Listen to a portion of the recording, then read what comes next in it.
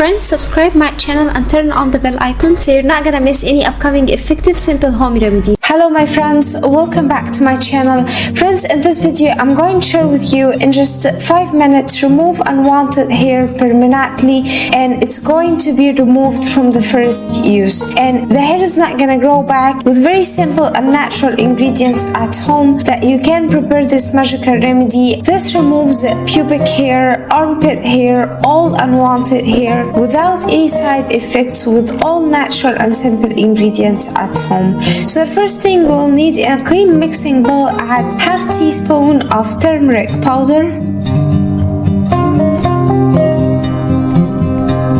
and then add 1 teaspoon of basin flour, and then we'll need to add 1 teaspoon of alum powder, and you can find the alum crystals. If you don't have the alum already grinded fine into a powder, you can bring them into crystals and then grind them fine. Alum contains barium sulfate, which is very safe to use on our skin, and it removes the hair permanently from first use.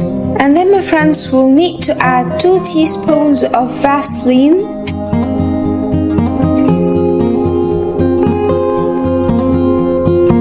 we need to place it underneath double boiler method to melt and mix all the ingredients until they combine very well together, like so.